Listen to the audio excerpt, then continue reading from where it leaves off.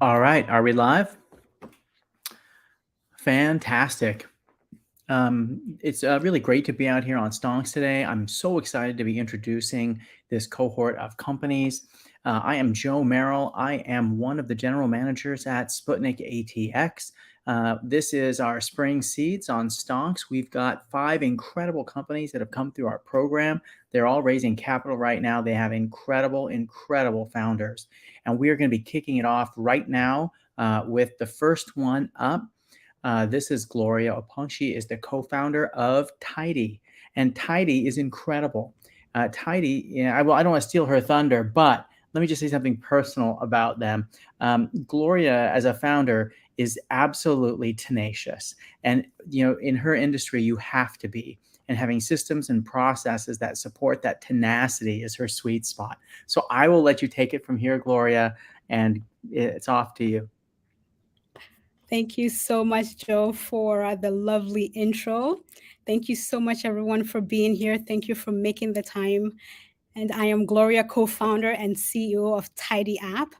We are a cleaning platform that gets you your Airbnb and home cleaned in 60 seconds. Our vision is really to be the #1 cleaning platform for all of Airbnb hosts and short-term rentals. Tidy App is the easiest way to book insured and professional cleaners in 60 seconds. If you've ever stayed at an Airbnb in Austin or Dallas, we've probably cleaned the place before you got there. Most people looking for a cleaner experience these problems: cancellation by cleaners, worrying by hiring the wrong person to come clean their home. And for Airbnb hosts, they cannot automate the system of booking and risk of property damagement. Most cleaners have a hard time finding a client that will pay them what they deserve. What is the solution? Simple: Tidy App. We have reliable, bonded, professional cleaners. Booking can be instant. You don't need to manually schedule a cleaner. If you have in your iCalendar, you take it, plug it into our system, and voila, when your host is checking out, a cleaner will be there to clean your place for your next host. The opportunity is enormous. There are 3 million hosts with 7 million listings. In 2019, there were 134.7 million bookings. Most of these hosts spend between $65 to $105 of their cleaning fee after each booking. By the way, this is happening on our platform right now. On an average, cleaning for an Airbnb host spent $72. That means it's 10 billion of opportunity in Airbnb cleaning alone. For home, Airbnb cleaning is an average of 6 hours per week. The market is expected to be at 40 billion by 2025. Our traction to date: we've grown on an average of 300% each quarter in 2021 compared to our respective quarter in 2020. And we have over 24,000 cleaners just in a span of 2 years that we started to operate. We service Dallas, Austin, Los Angeles, Montreal, and London. We take a commission of 30 to 45%. In our pipeline of 2022, we have 120 million GMV potential. Our growth is driven by our existing relationship with our large B2B clients and strategic partnership. Property managers, realtors, property management systems, and home service marketplace. These are some of the property managers that we have on our platform that loves our platform, Tidy App. We got awarded on Angie in 2020 for being the customer preferred platform for cleaning. Our competitors include TaskRabbit, Handy, CleanNow, Turnover B&B, Adele. These companies are now built for today's market. In terms of property rentals and home cleanings, there are a lot of ways that we different from our competitors. But today, let's talk about the 3 top things that sets us apart from our competitors. They include quality control infrastructure, assurance of payments, and better customer experience. We are seeing success on our platform. We spend so much time working on user experience. We know this is how we are going to survive and win this market. We have modernized the system that they had before into today's market. Our team is right here. We've accomplished a lot just with a lean team. We know each other very, very well. We've been working together for over 7 years. We have a winning team that is well rounded, and we have long histories of working together. I have 20 plus years of experience, including 7 plus years in the cleaning industry. I've exited one company. My co founder, Derek Hajuri, has 26 years of experience in the product development and finance. And our CTO has been with us for over 7 years. We've exited one company together. Our sales manager, Brian, is constantly bringing in large ticket sales. Our team is made up of technical, business-minded, and marketers, and we know that we are the team for Tidy App to achieve all of our milestones, which is why we are raising 1.25 million to get to 7 million revenue by 2023 with a runway of 18 months. The objective is speed and growth. The use of this proceed will fuel team growth, sell initiative, and product development. Thank you very much. That was spectacular. Thank you so much, Gloria. And for everybody who's out there, we've got a comment section. If I could, folks who are watching, just tell us where are you? Who's out there? We'd love to get comments about which investors, where you are in the country. Feel free to put that in the comment section. Gloria and Tidy. And Gloria, what is the best way for them to reach you? You can always send me an email at gloria@tidyapp.io. Gloria@tidyapp.io. And really quickly, Gloria, since you guys have been growing, who would you say has been your most successful customer success story to date? What's something that's really been great for you? For Airbnb hosts, they are really loving the platform. They have that ease of just automating their system. And let's say with some of them that have 20 properties, what happens is if they have 10 cleanings in a day, they are able to see every single cleaner on that property cleaning. And they have all their before photos and then after photos to ensure that cleanings are done to how they want it to be presented for their guest. That's cool. And if anyone who is listening has some questions, please put your questions in the comment section. I'm going to try to do my best. I may not be able to get to all of them, but to take as many of them as I possibly can. We're going to, we got to keep moving because we've got a bunch of other people presenting. And I'll give a second here for some of the comments to come through, but I just wanted to say a little bit about Sputnik ATX for those of you who are unfamiliar. Who are not from Texas. So in Texas, Sputnik ATX, we are the premier early stage venture capital fund. We don't just invest in the companies. We actually spend 13 weeks with them, working with them. We joke that we teach nerds how to sell because we love maker founders. We love teams of people who know how to build something incredible. And then we can help them learn how to show the world what they've got. And that's what we do. So it doesn't look like there's any questions coming through. Let's see, no questions yet. And so, yeah, if people have questions, you can send them directly to Gloria. We're really happy to have you here, Gloria. And we're going to go now to our next company, which is ModTech Labs. Alex Porter, the founder of ModTech Labs, is joining us here today. And I just want to say a funny story about the first time we met. We met when you came to my open office hours. And you and Tim, your co-founder, came up to me and you started talking about volumetric video and types of special effects, editing tools and things like that. And I could tell from the looks on their faces they weren't used to a VC knowing what they were talking about. And so I just smiled very politely And then I asked some very pointed and specific questions, and the looks on your faces were so precious because you were like, oh my gosh, this is a VC that actually knows our business. Because stupidly, all my friends from high school went into that business. Well, not stupidly, they're pretty brilliant. Stupid for me, maybe. And so you, of all the gin joints in all the world, you walked into mine, and we were so glad to have you. And what you guys are doing right now is making the metaverse easy for everyone and revolutionizing special effects for the film industry, even. It's super cool. I love what you're doing. You and Tim are, yeah, I mean, you guys are geniuses. And I will turn it over to you now. All right. Well, that's a lot to live up to, Joe. Thank you. Geniuses. So ModTech Labs, we make 3D easy. We're helping companies scale 3D content to make money in the metaverse, right?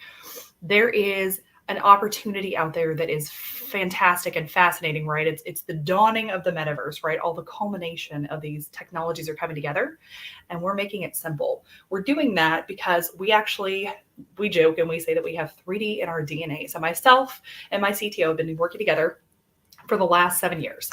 This is our second company. Our first was actually an XR studio that we ran for 5 years together, working for Intel, KPMG, Quantum, creating custom virtual and augmented reality experiences in the frontier days of these technologies, and really internally scaling our own processes to automate content creation. This was the foundation for ModTech Labs. We have worked with companies, across the board, including Sony, Gameloft, Gamehouse, 2-Bit Circus, and we have advisors in some of the most technical and advanced, marketing arenas in the world. The evolution of human creativity is how we look at the metaverse. It's the culmination of reality, fantasy, and experience, really bringing this together in a virtual way so that people can have this in any device. It could be on their screen in their hand, it could be on the screen in front of them, or it could be in a headset. The metaverse really requires a few things, though, to be functional, right? High quality 3D visuals, small files so that they work across all of these systems, and easy universal access. So again, any screen, making it simple to meet the consumer where they're at. But 3D content creation is hard and it's expensive. There are over 25 steps in a single 3D workflow. This is about 6 days of time to actually create a single 3D file between the processing and the actual manual artistry. And this usually happens in a team of roughly 13 people. So 13 highly skilled 3D artists and their management team, making it unscalable at this point. But in order to really build the metaverse, right, all of these visions of wondrous magic out there, you have to have people, you have to have places, and you have to have objects. In order to scale that, you need to scale the technology behind, which is what Mod does. The way that we make 3D easy is we're a no-code platform, automated and simple for the unskilled professional to do this at any time. Interoperable files mean that the small files are much smaller and they work across platforms. Our processing is stupidly fast. It makes teams much more nimble and efficient, and it's all cloud-based, so it's accessible anywhere. This design, editing, and rendering market is $46 billion, while 3D rendering itself is nearly $2 billion, and it's just expanding. Both of these markets have over a 16% compound annual growth rate. This is our world. We have a massive amount of traction. We launched a mobile tool last year for scanning. This had over 14,000 acquisitions in its first iteration, and we're now live on the Android and iOS stores for anyone to scan. What this really resulted in was a 99% organic traffic, meaning we didn't pay anything for marketing. We had 88% retention over 6 months and a 24% conversion from just looks on the store. We have 3,200 active users on our platform and $107 in paid pilots. We have 10 million in our pipeline right now. This is from major corporations, your Fortune 1000 companies that are really looking to scale their metaverse strategy. And some of the proprietary, moat that we've created is 166 terabytes of proprietary 3D data sets that we've collected through all of our pilots to train our machine learning algorithms. We are raising $1 million on a $9 million pre-money valuation. This will take us for 18 months to increase our MRR to $1 million, hire 5 team members, increase speed and features across the platform, and file 2 patents. Thank you so much. Looking forward to connecting with you. Awesome. Thank you so much, Alex. And I want to apologize to everybody who's watching because there's a technical issue where none of the comments that people are posting are appearing on my screen. I'm only able to get the private chat from the people who are participating. So it's a little bit vexing, and I apologize. So I would love to be doing Q&A right now with the people who are here, but I cannot see your comments. So we're going to work on that. And Alex, if I could, I'm going to ask you a few comments. And if folks have comments, I'm so sorry. We're trying to get this to work, and the comment section is not appearing. But Alex, could you tell me a little bit about the customers that you're doing paid pilots with? Some of them are very interesting. Absolutely. I would love to hear more about those paid pilots, who they're with, if you can say, and some of the programs that you're working with, because I know you're working with some pretty big names. Absolutely. Yeah. So one of the ways that we have angled ourselves is to be a piece of the 3D ecosystem. We know that we alone are not going to reinvent the wheel. We want to be a part of it though, right? So your existing, platforms and creative softwares, including Autodesk, we're actually part of the Autodesk Developer Network, Side Effects and several other, software solutions in that place. We have paired with them as well. And a core part of this is processing, right?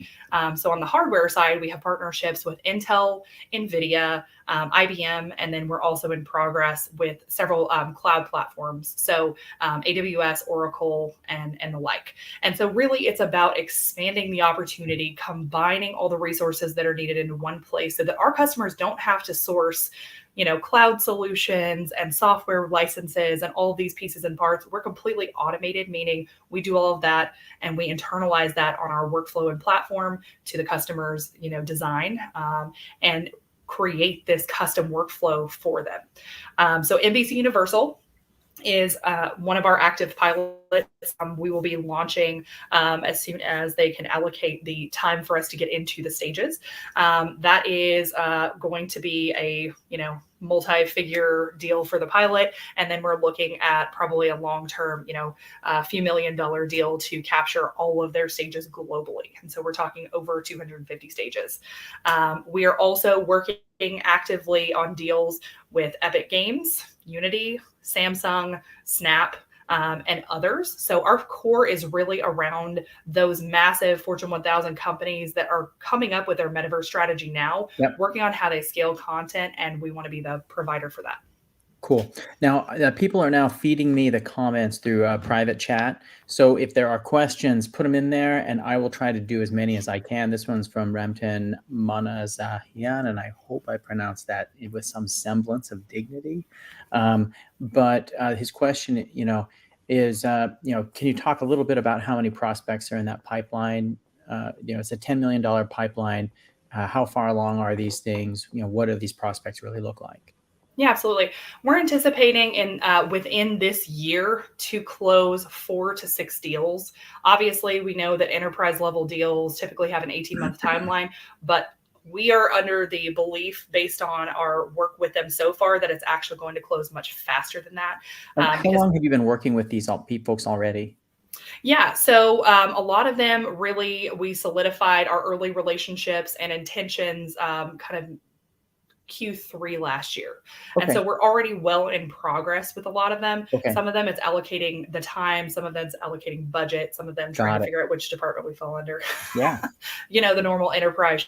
But in all, we have some large deals in the pipeline, right, that are $1 million plus. And then we have a few smaller deals that are more on that, mid $50,000, $100,000 range. And so those pilots we're looking to solidify. So overall, 25 plus deals, but not extensive.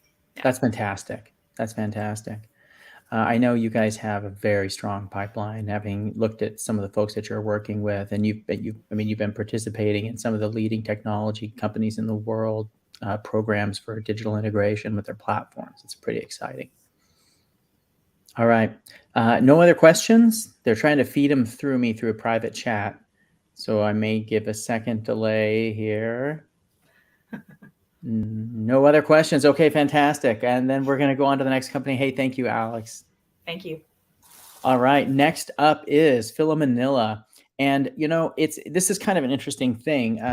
I have a son who went to the Philippines for a couple of years. Hey, Jake, Hey. Jake DeLeon, who's the founder, and more than developed a taste for Filipino food. My gosh, I am freaking addicted to Filipino food, and you can't get it. You can't get it anywhere. It's the craziest thing because, Filipinos are the second largest, Asian ethnic group in the United States, and you can't get this stuff anywhere. And it's delicious, and no one knows about it. So when Jake came through our door, that was the answer to fervent prayers. I'm telling you. And it's awesome. You are now the #1 Filipino food company in the United States. Is that correct? Yeah, you're stealing our thunder, Joe. Okay. Sorry. I'm not going to steal any more thunder, but Jake is amazing. You have so much energy. We're so glad to have you here today, Jake. And your success is amazing and inspirational. And we'll take it off to you. All righty. Thanks a lot, everyone. We're going to switch gears a bit, head over to consumer. So my name is Jake DeLeon. I'm the founder and CEO of Fila Manila, and we are here to reinvent the next generation of Filipino-American flavors. A fast fact that many of you may or may not know, but Filipinos are the second largest Asian American community, #1 in 11 states, including California. Crazy fact, in California, Tagalog is actually the third most spoken language outside of English and Spanish. Yet myself, coming from 15 years of CPG and food experience, my mind went to the shelf. Even though we're such a large part of the community, there's actually almost zero representation of our cuisine on shelves. There is an obvious gap in the market, and in Fila Manila, we are here to solve and fill that gap. If you do a simple Google search, you'll find that across the nation, Filipino food is actually the top trending Asian cuisine across the United States, not just in population centers like California, Texas, and New York, but even areas like the Rust Belt, and even areas like the Rockies in the Midwest. And even if you look in stores, by far in the long shot, Filipino food is at the fastest growing subcategory in Asian cuisines across of all Asian food. I mean, we're beating out our next closest peer, which is Chinese food, by a factor of 7 in terms of growth rate. So our first product is a line of award-winning sauces, spreads, and condiments. I mean, long story short, basically it's our instant Filipino flavors that are iconic. You can enjoy it with your meals, you can enjoy it on your bread, and you can enjoy it many ways. We have about 7 SKUs, and they've won back-to-back awards at one of the industry's most prominent award shows. Within 6 months of launch, we launched last fall. We've achieved a couple of good tractions. We're the #1 bestseller on 3 separate lists. We've outsold billion-dollar brands like Goya. Bon Appetit said we're the best they've ever tried. We are expanding very fast. We have rapid national distributions with the 2 largest distributors in the US, along with Whole Foods Market and other tier 1 retailers. And our sales are growing just as fast. In 2022 year to date, we've already achieved about 3 times the sales that we did in 2021 in total. But yet, what Joe has mentioned, perhaps one of the greatest accomplishments is that in less than 1 year of launch, we've already become the #1 Filipino-American food brand in the United States. So our product, if you look at our pipeline, we're starting with sauces and condiments, yes, but we are building a next generation food platform. So if you look at a pipeline, we have spreads, we have snacks, and we have ready-to-eat meals down the road to expand our Filipino food offering. In terms of go-to-market, we are available right now online through our direct-to-consumer e-commerce site and Amazon, as well as top-tier retailers like Amazon, like Whole Foods, and other stores. As a matter of fact, we are either in negotiations, review, or in contact with 5 of the top 10 largest retailers in the United States. Fila Manila is experiencing unprecedented growth for an early-stage CPG food brand. I myself, I come from the world of CPG, or consumer packaged foods and food and beverage. I spent 15 years working with companies like Procter & Gamble, where I worked on Pringles and Iams pet food brands. And most recently, I came from Starbucks, where I was part of the white space and strategy team expanding into China. We are launching 1 store in China every 16 hours. We also launched the brand into Vietnam. Our investors include Kraft Heinz, which is the 3rd largest food and beverage conglomerate in North America, Sputnik ATX, Skewed Ventures, and the Sectional Texas Angel Network. I am uniquely qualified to build Fila Manila into a unicorn. My team is small and mighty, comprised of a lot of amazing individuals, everything ranging from an ex-chef at Noma, the world's best restaurant, to even content creators who used to work at BuzzFeed. So we are building not just a billion-dollar food brand, we are pioneering kind of the cusp of a cultural breakthrough. And I hope you can join us at Fila Manila. Jake, that is fantastic. I was just thinking about when you walked into the office with that Bon Appetit and we watched your sales spike, and it was like, oh, I have an inventory problem. That was awesome. Those are the best problems to have when you have an early CPG company and you're growing fast. And I will just say, having eaten pretty much everything you've made and have a pantry full of it right now, this is just incredible. This is some of the easiest to prepare, most delicious food. It's new flavors for most people. This is stuff most people. I mean, it's funny. You can't even dream about a flavor until you've had it, right? And then you eat this, and you're like, "Oh my gosh, where were you all my life?" So I'm hoping that if people have questions, they're putting them into the comment section, and then people are going to be feeding me through the private chat. So no questions yet. Jake, if I could ask you really quickly, maybe of the retailers that have called you that you want to go in next, which are you most excited about and why? There's a couple of retailers, some that are not announced and some that are announced. What I can say is that one of the distribution deals we just had recently confirmed is probably the top 5 retailer in the US and probably I'd say the most prominent in terms of trend setting. So we're not able to announce that, but them taking us on as a first Filipino food brand on their shelves is not a sign of distribution, is also a sign of a cultural breakthrough. So we're very excited. We're planning to announce that in the next few weeks. Is this the one I'm thinking of from that email? Their brand color is red. Yes, it is that one. Okay, fantastic. Yes, that's spectacular. Quick, what is the percentage of your distribution right now, retailers versus direct to consumer, Amazon? Are you selling in any online supermarkets like Joker or GoPuff? Like, what's the strategy there? What does it look like right now? Yeah, predominantly most of our growth and sales are coming through retail. So I'd say about 75% retail, 25% online. Yeah. That said, I mean, we see a huge opportunity when it comes to online and Amazon. The challenging part is that, with most direct-to-consumer brands, they're seeing a lot of pressure when it comes to customer acquisition costs of both ads and other media spend. So we're kind of bucking the trend. A lot of folks are seeing kind of a lot of these direct-to-consumer brands finding more growth in retail, and we're already kind of doing a head start of that with our retail distribution. We are selling in online supermarkets. Actually, we have a lot of good retailers like Umami Cart, basically these online specialty stores. Yeah, they're similar to GoPuff, but they more focus on the Asian grocery set. That said, as we continue to expand, we'll be onboarding 2 more specialty online retailers, probably a lot larger than Joker or GoPuff. Yeah. That's fantastic. Yeah, that's fantastic. Okay, on sauces, who is the exact customer? What's your CAC? What's your LTV? So with sauces, I mean, our key customer is basically either a working professional who wants to enjoy wholesome food at home or global flavors at home that don't have the time, or perhaps a working family member, like a working mom, who's very busy with work or school, and they want to make a wholesome meal for their kids or family very fast. Yeah. That said, what we've been seeing across the board is basically a lot of folks who have some tie to the Filipino culture. There's about 5 million of us strong in the US that just want to enjoy kind of a new, relevant, delicious, easy way to enjoy Filipino food and flavors at home.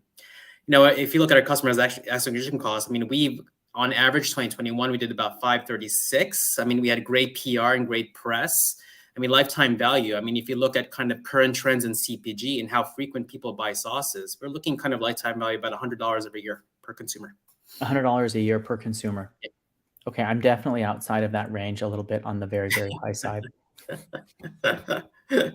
It's so easy to make, right? Like literally, you just put some meat and some vegetables in a pan, simmer, rice is done, put it on top. It takes less than 15 minutes. That's true. We do have our savory sauces, which require a little bit of prep work, but then we just launched our new line of coconut-based breads, and that's instant gratification.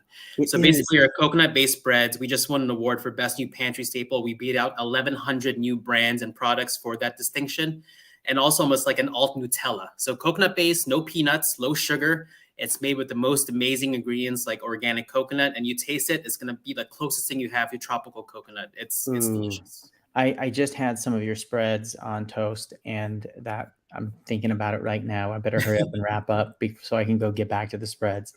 Jake, thank you very, very much. It's been wonderful having you here. The Philomanila juggernaut continues.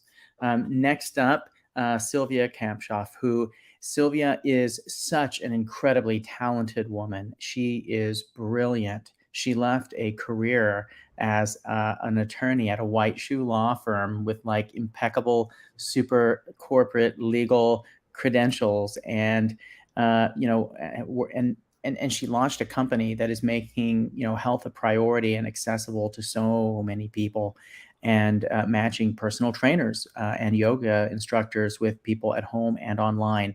And the thing that I love about Sylvie was she came in and we were working with her when COVID hit, and it was all in person. And I remember the moment when we were sitting in the office and we said, "This has to be online." And I want to say, did you do? Is it 1 week or 2 weeks that you had Within it two ready? weeks. It was 2 weeks. Within So 2 in weeks, 2 weeks, yes. you and your team completely built out an online product and started selling it and kept your sales growing and growing and growing. And I want to say that's one of the most impressive things I've ever seen. And when you talk about teams and getting stuff done, that's just incredible. Okay, so I'll turn the time over to you, and Sylvie, take it away with Kanthaka. Awesome. No, I mean, what an emotional intro. I love it. And also Sputnik is by far my favorite investor. I love you guys so much. And Oksana really during the pandemic changed our company. Let's Right see, back we at just had a we love trouble you with too. our slideshow, but now it seems to work. So Okay, the slideshow looks like the slideshow is showing multitasking. up I was really making you slowly. compliments, and in parallel, I fixed our slideshow. So no, all good. Thank you so much for the great intro. I'm Sylvia Kemshoff, and I'm the founder and CEO of Kantaka, what is basically Uber for personal trainers. So the personal training space is totally broken. If you are like me and you can't motivate yourself, right? So you need a trainer to get you back in shape. You Google personal trainer Houston, find like several random guys with super intimidating, half naked selfies, and you would never ever book them to your office gym or your home. Sylvie, Yes. we can't see your slides, so let me bring up the next company and we'll get figured out in the background really quick. Okay, let's do that. Sorry about that. Yeah, it's not loading for anyone. Yeah, on my end it is. Okay. All right, so it looks like we're getting unstonked there for just a second, and we'll get that figured out. We're going to jump to Growth Channel then, and Marina Bushkina. Marina, okay, Marina is amazing. Okay, this is your second company. You started a company before. We accepted you into the program, and you moved to the United States, like to be, and you did all of that at the same time while building your product, hiring employees, and like everything else on your plate. And I think we kind of think of you like Wonder Woman, because it's like there's no stopping a Ukrainian. That's what we've learned. We have learned this in the past year. You can't stop Ukrainians. You can't. You guys are amazing, and your company is incredible. I've been stealing everybody's thunder all day, so I'm not sure how much I should really be saying about Growth Channel, but when that someone's doing something amazing when early customers look at it and they think the technology is witchcraft. And this is something that was so amazing that when people first saw it, they thought this can't be possible. And we love technology like that, and it's beautiful, and it's going to make life so much better for so many businesses. So I'm going to now turn it over to Marina before I steal her thunder, and I'm going to let Marina Wonder Woman Bushkina take it away.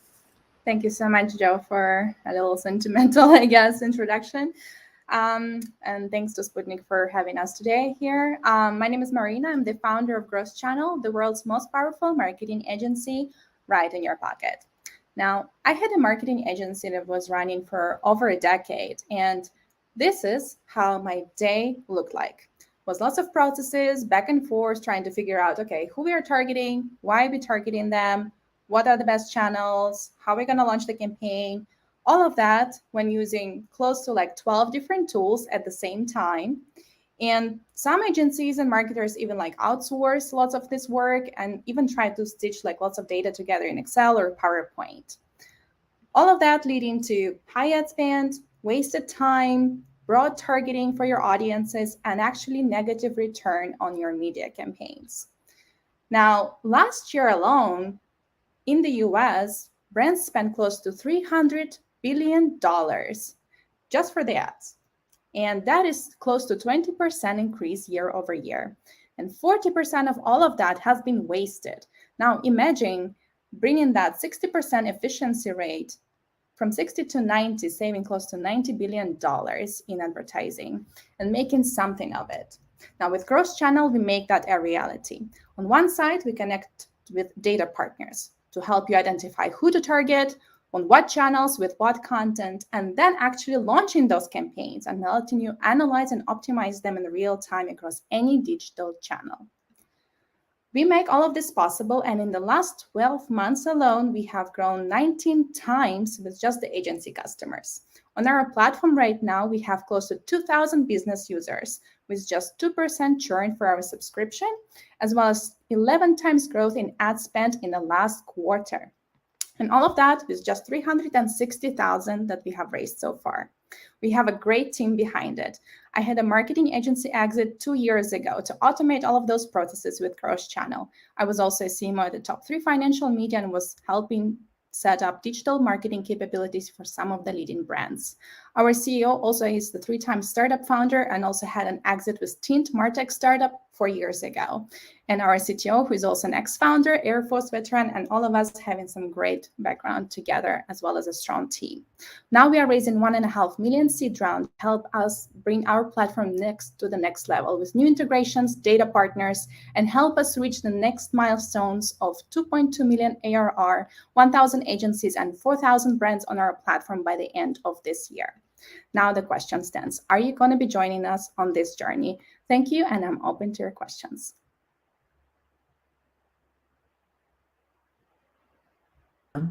Okay, I'm back on. So, Marina, first off, you're over 100,000 of MRR already, isn't that correct? Yeah, last month we had very close to 100, was between 90 to 100K in transactions.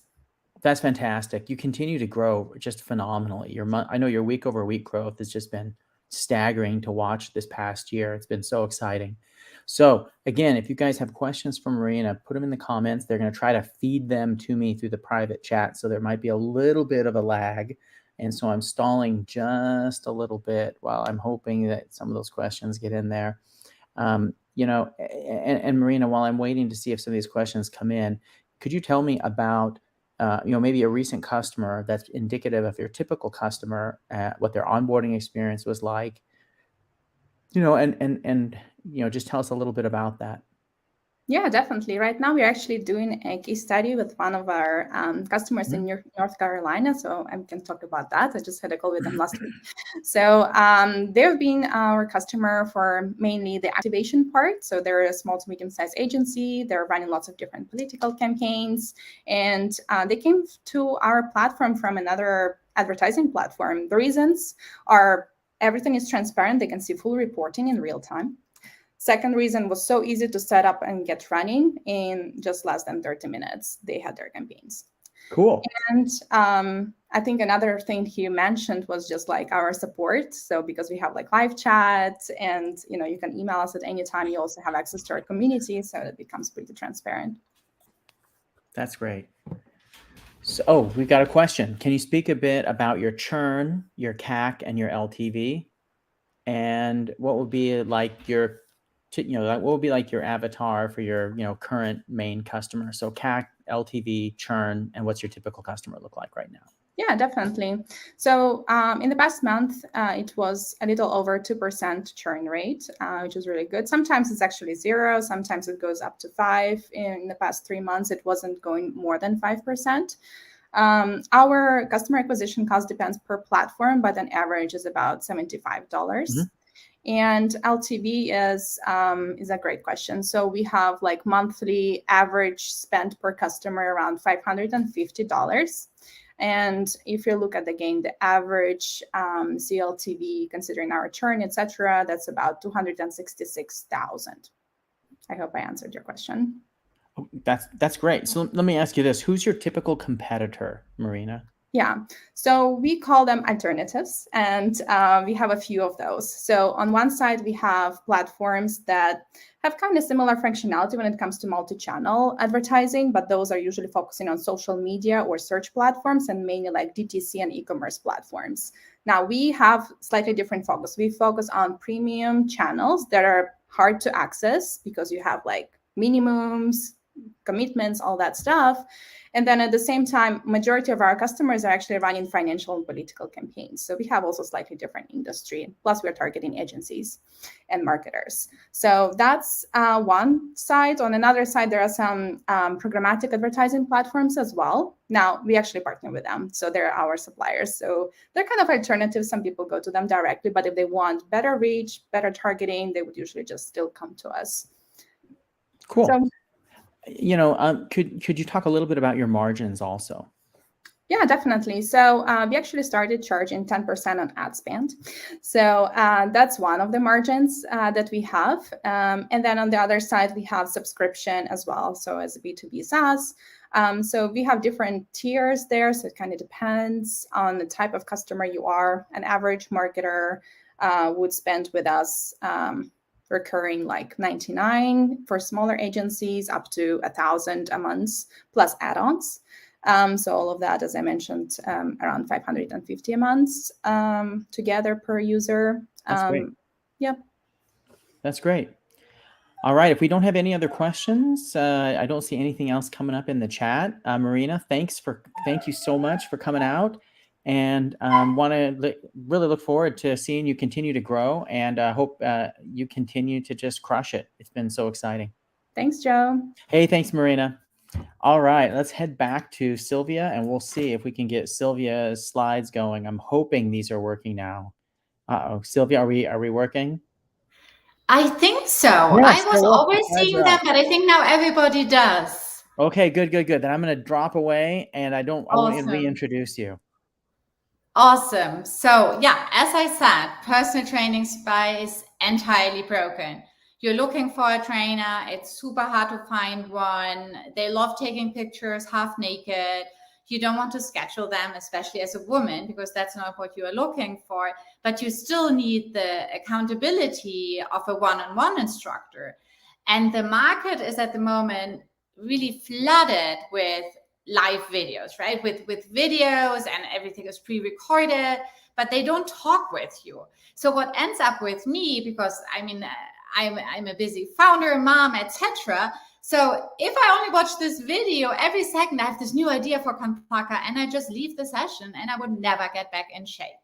So that is the current fitness situation. And we combine both now an easy booking platform with amazing customer support for one-on-one trainers who actually meet you at your home, not pre-recorded, and they give you the accountability you are actually looking for. I mean, it's a super hot space. So you see it with Pellet in the mirror, everything is going through the roof. People eat differently, live differently. We all know we can live so much longer, and we don't want to miss out by living an unhealthy life. So the space will explode even more than it did already.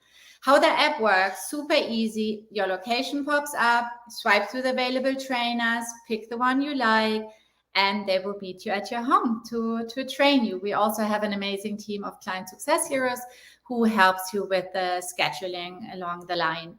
As Joe mentioned previously, 20% of our sessions are live virtually, which I personally love because nobody has to come to your house, but you still get the accountability and at a better price point. So I think that 20% number is going to go up even more because it's just that convenient, but we have to educate our user. It's not pre-recorded. It's actually in person. So we are live in 22 cities throughout the US. What is a huge advantage because you have the business travelers, you can capture moving clients, moving trainers. So it really helps you to scale.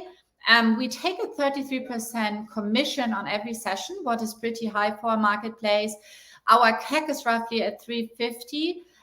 What we know we have to drive down, and we are pretty confident we can do that with scale and more brand recognition and really network effects kicking in.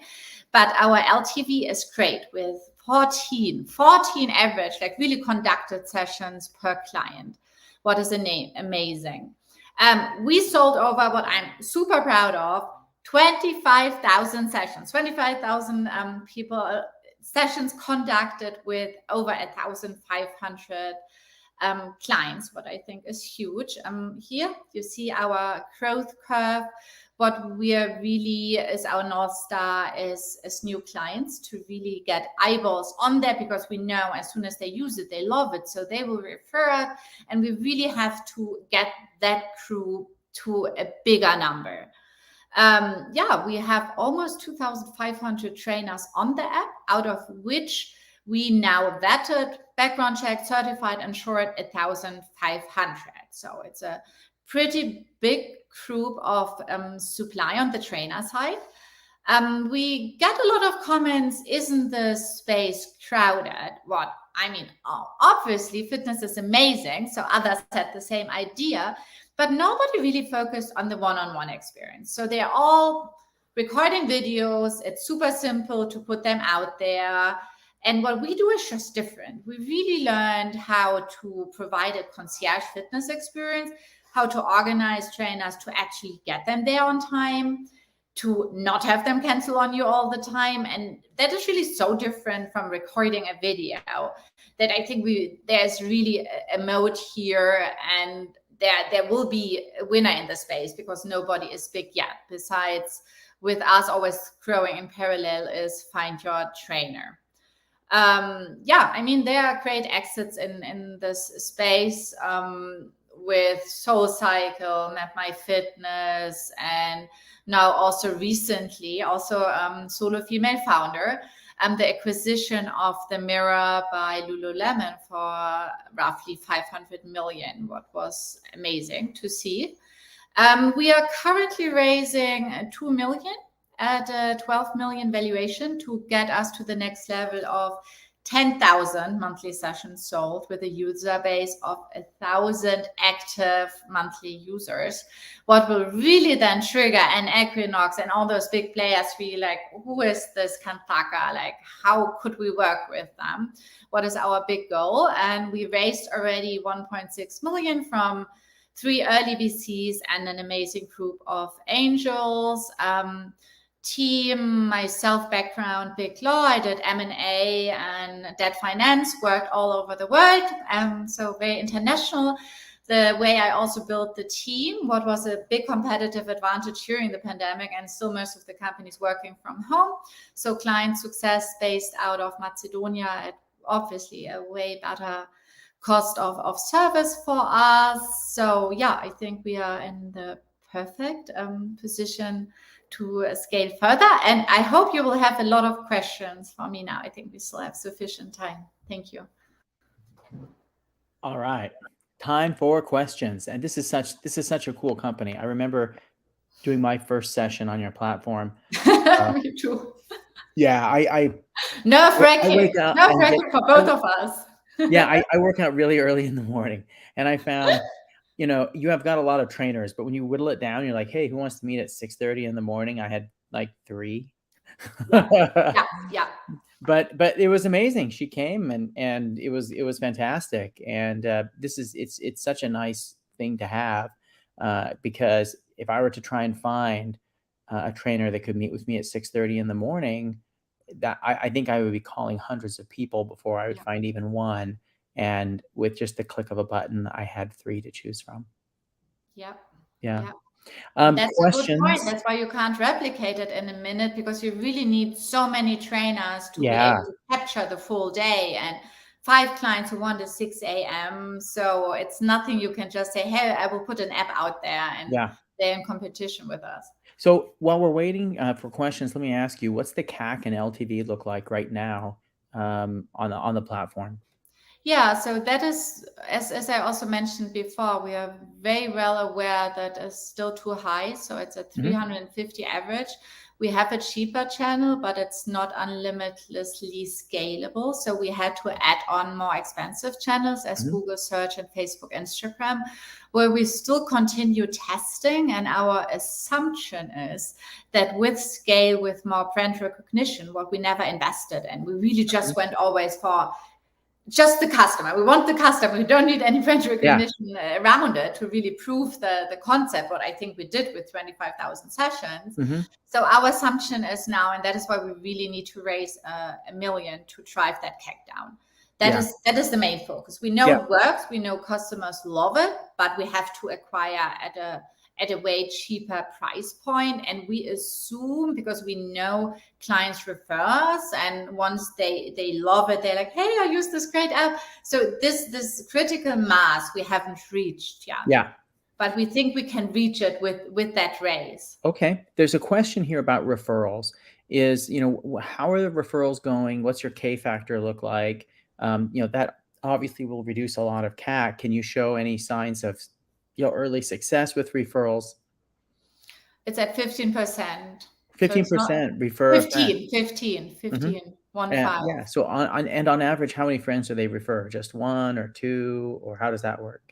It's more the ones who do, they refer more. So we have our evangelists. Oh, and good. Some That's just good. don't. Yeah, no, it's a small percentage, but the ones who do, they keep referring to us. Yeah. We haven't unlocked it entirely. I think the number should be way higher. But to be honest, what is missing is this hit factor, what the Mirror had. It's so cool to have one, or the Peloton. Every mom wants one. It's like having a Porsche at home. So that we have to reach. But for that, we have to do cool things, which eventually cost us money. Yeah. So we have to be more out there on Facebook, Instagram, use our trainers, have them market for us. And that is what really the race is about. Like, have people, I know we are great, but not everybody does. And it has to be cool to use Kantaka. Not like an Uber, like really like a Peloton, like a Mirror, where like, oh, I'm delivering this cool mirror and people are proud of it. So I think that is really what we need. And unfortunately, with the new Facebook, Instagram algorithms, that isn't cheap. Okay, we got one more question. And this is about B2B. With like small, medium enterprises or even big enterprises, do you think there's a better ROI there in terms of CAC? Have you tried it? Any success there? What does that look like for you? Yes. Amazing point. Totally believe in it. And I think the future will be definitely a B2B add-on. It has to be there, because so many more companies are focusing now on, we want our employees to be happy. Health and fitness gets more and more important. We started those conversations like with my Kirkland and Ellis, who I worked for 5 years, or my husband is at. So Kirkland and Ellis has been a client. Yep. They were, exactly. And we did also COVID put a stop to that, and you're trying to restart it? What happened there? Pandemic. Okay. Pandemic kicked it off.